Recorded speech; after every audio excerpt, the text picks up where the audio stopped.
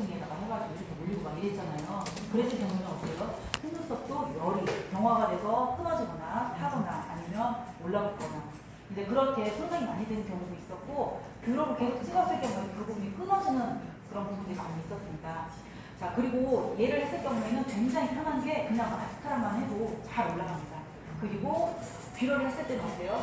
습기가 있거나 세수를 하면 바로 내려오죠. 근데 얘 같은 경우는 펌을 하잖아요. 그러면 세수를 해도 쌩 올라가죠. 너무 편하게 고객들이 하고 있기 때문에 계속 한 번 했던 사람들은 계속 주기적으로 합니다. 자, 그래서 속눈썹 펌에 대해서는 알아보겠는데, 우리가 이 속눈썹이 어떤가를 보면 얘네들도 똑같아요. 성장기와 펴하기, 휴지기 이런 것들을 겪으면서 빠지고 나고를 얘는 반복을 하는데, 얘네들은 한 달 반 정도 되면 다 나와요. 빠져나와요. 우리가 속눈썹 속눈썹 펌 그리고 속눈썹 붙이는 거 있잖아요. 속눈썹 연장술을 했을 때, 자, 연장술 하면 어때요? 이 모근에다가 붙이거든요. 살에다가는 안 붙이지만 걔가 가장 가까운 곳에다가 이 모를 붙이게 돼 있어요. 자, 그랬을 때 얘네들이 가만히 있는데도 한 달이 지나잖아요. 그러면 이 위로 올라가 있어요. 그러니까 이만큼 자랐다는 얘기예요. 그리고 나서 고객들이 그런 얘기를 많이 해요. 속눈썹을 붙였는데 속눈썹이 자꾸 빠진다라고 얘기를 하거든요. 근데 그거는 자연적인 사실 현상이에요. 내가 눈썹 비비거나 억지로 뽑거나 하지 않으면 얘네들이 한꺼번에 막 붙인 것 때문에 빠지고 이러진 않아요. 근데 영향은 좀 있죠. 아무래도 손이 갈 거니까 영향은 있지만 그 주기가 원래 한 달 반이에요. 그리고 우리가 파마를 했을 때도 마찬가지예요. 자, 뿌리를 꺾어서 실컷 올려놓잖아요. 그러면 얘네들이 주기가 길면 우리 머리카락을 손에서 오면서 자라잖아요.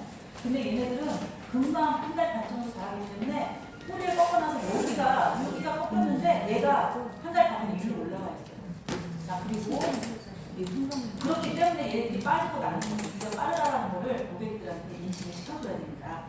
자, 그래서 이런 퇴화기와 이런 성장기를 거쳐서 속눈썹은 빠지고 나고를 하고요. 그리고 우리가 지금 펌의 원리가 똑같습니다. 얘네들도 시스템 결합을 끊어서 또 중화제로 얘네들을 재결합을 시켜서 이렇게 해서 모양을 만들어주는 그런 펌, 우리 헤어 펌하고 똑같은 원리를 가지고 일제와 이제를 사용해서 속눈썹 펌을 해줍니다. 그래서 얘네들은 그 단백질, 우리가 일제 배울 때 치유 성분이 들어있어서 단백질 결합, 시스템 결합을 끊어서 연결해준다고 얘기를 했죠. 그래서 우리가 노트가 이제 이 노트예요. 우리가 노트가 얘 노트고요. 똑같이 중화제, 산화제, 그리고 일제 다 쓰고 그렇게 해서 팜의 원리를 통해서 우리가 이런 디자인이나 이런 모양들을 만듭니다. 그래서 이제 아까 이런 것들도 우리가 항상 하고 있는 사람들이기 때문에 모발에 하고 있는 것들이기 때문에 저는 낯설지가 않으실 거예요. 자, 그리고 뷰러펌을 추천하는 그런 사람들은 보면은 속눈썹이 이제 처지는 분들이 있어요. 처지는 분들이 많이 올리려고 하고, 남자들도 그래요. 남자들도 그렇고 좀 찔리는 사람들, 여기 앞에 나가서 찔리는 사람들도 올려주면 훨씬 더 시야가 밝아 보인다고 많이 말씀을 하시고요. 그 다음에 전체적으로 또 속눈썹이 막 얼룩하게 나신 분들이 있어요. 그런 분들은 좀 가지런히 해서 속눈썹을 차분하게 깔끔하게 보이는 그런 효과도 있습니다. 그리고 메이크업을 할 때 좀 더 편하게 하려고, 좀 더 아름답게 보이기 위해서 이런 뷰러펌을 하시는 게 굉장히 좋고요. 자, 그리고 우리가 고객님 왔을 때 제일 중요한 거는 이분하고 상담을 통해서 어떻게 하면 이분이 원하는 거를 우리가 알고 똑같이 해줄까, 이런 것들이 상담 매뉴얼인데요. 펌도 그렇고 우리가 속눈썹 펌도 그렇고 각가지 디자인을 낼 때는 이 크레임이라는 거는 상담 크레임이에요.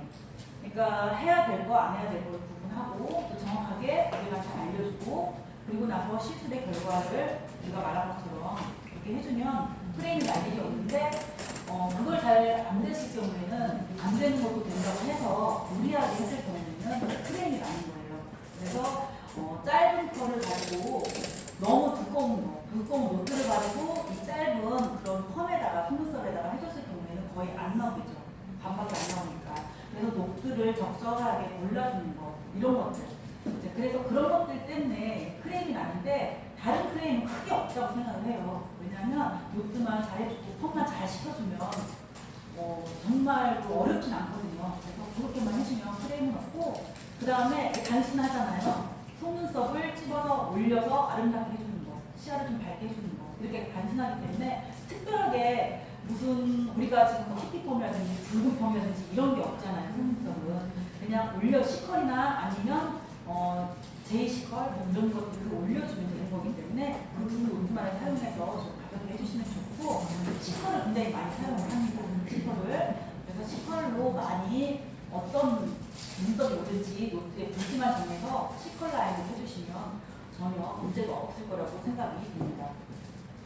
자, 그리고 우리가 이제 시술을 했을 때, 고객들한테 상담을 할 때, 언제 세수를 해도 될까? 이런 것들 많이 물어볼 거 아니에요? 그러면, 한 4시간 정도 지나서 세수를 하셔도 되고, 그 다음에 뭐 나식 같은 거 하셨을 경우에는 한 달 지나서 속눈썹 펌을 하시면 되고, 이런 것들, 그런 것들을 좀 알려주시면 좋을 것 같고요. 그 다음에, 자, 우리가 속눈썹 펌 재료가 있는데요. 이제 앞에 나와 있는 것들이 재료예요. 이제 여기에서 내가 집에서 조금 더 구매해서 하면 전처리제라는 게 있습니다. 전처리제도 있고, 그 다음에 뭐 이물질 닦아주는 거 이런 것들이 다 있거든요. 네, 그렇고 또 마지막에 케라틴 추가해서 영양 10,000원, 20,000원 추가해서 하는 그런 것들도 있고, 영양제 넣어서 쓰는 것도 있고, 이제 매뉴얼은 내가 만든 게 아니고요. 그리고 마지막에 영양제 나가는 거. 이제 그런 거 플러스 시켜가지고 해주시면 좋고, 지금 여러분들이 가지고 있는 거는 그냥 간단하게 그냥 딱 할 수 있는 그런 것들. 그래서 집에서는 그런 것들을 좀 사서 추가하셔도 됩니다. 자, 그리고 순서를 한번 볼게요. 처음에 속눈썹 상담을 통해서 어떤 것들을 어떤 컬 많이 올라가는 걸 원할지 아니면 자연스러운 걸 원할지를 선택을 하셔야 됩니다.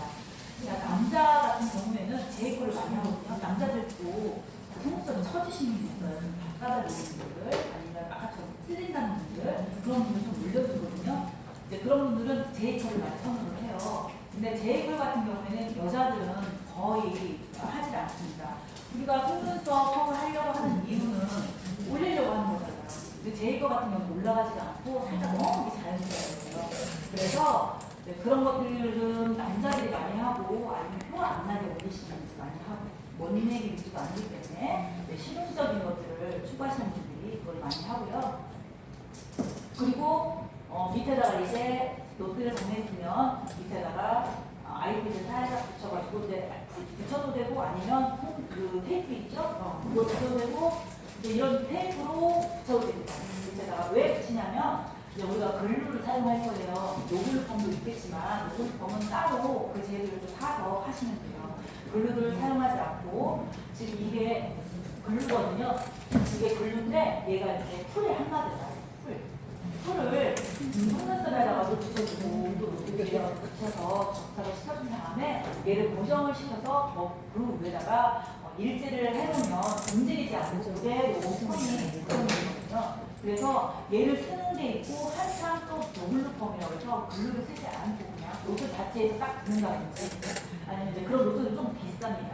그래서 붙는다든지, 아니면 여기다가도 테이프를 붙이고 우리가 글루를 붙여서 노트 뒤에다가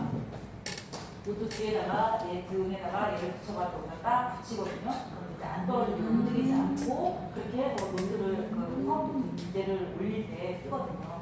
그런데 이제 이거 필요 없이 딱 달라붙는 노트들이 있어요. 이제 걔네들 조금 고가이고, 딱 붙이고 나서 이제 양쪽 끝에다가 테이프를 붙여주고, 그 다음에 우리가 이제 글루 사용하지 않고 약간 바세린처럼 생긴 그런 글루들이 있어요. 딱 붙지 않는 그런 풀 같은 거 아니고 딱 그냥 움직이는 것들. 그런 것들을 또 사서 그냥 올려서 펌제를 올려주면 돼요. 근데 좋은 거는 이제 걔네들이 장단점이 있어요. 한참 걸려서 올리려면. 왜냐면 얘네들은 딱 그냥 순간적으로 붓거든요. 그래서 좀 빠른 시간에 해줘야 되는 거 있고, 근데 걔네들은 자꾸 떨어져요. 그거 붙이면 떨어지고 해서 계속 붙이면서 어느 순간에 붙으면 그때 이제 해주시는 거예요. 근데 우리는 이제 기본이니까 그런 것들은 운용이고, 또 내가 가서 이걸 할 줄 알면 제품만 사용해가지고 또 그런 걸로 하면 되는 거니까. 그래서 우리는 오늘 그냥 기본을 배우는 거예요. 기본. 근데 제일 중요한 건 뭐냐면 우리가 제품을 바꿀 수 있어요. 이제 글을 쓰다가 글로 안 쓰면 돼요. 어차피 똑같은 순서대로 할 거니까. 근데 오늘의 포인트는 어떻게 하면 성질을 잘 발라서 그 위치를 잘 정해서 얘를 예쁘게 올릴 건지. 걔가 제일 중요해요. 그래서 우리 머리도 그렇잖아요. 노트를 잘 써서 예쁘게 만드는 게 중요하듯이 그게 중요해요. 같은 눈치에 디자인을 예쁘게 내는 그게 중요하기 때문에 그 눈의 라인에 그러니까 벌렁 까지게 얘가 점막이 보이게 얘를 붙여놓으면 안 돼요. 그리고 이제 마지막에 이젤을 바르기 전에 우리가 연화폼을 할 때는 어때요? 연화를 시키고 그리고 나서 해보고 나왔죠.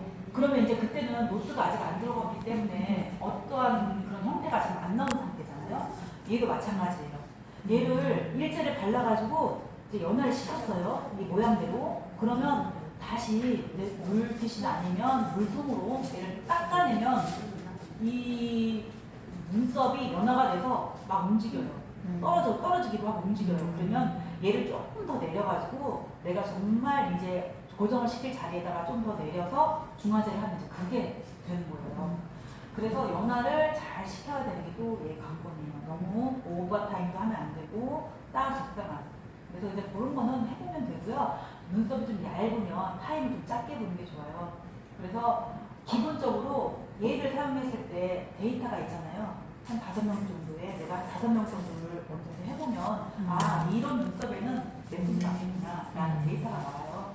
그래서 그 데이터대로 해주시면 굉장히 자신감도 생기고 뭐 다른 손님 받거나 이럴 때 전혀 무리 없이 하실 수 있을 겁니다.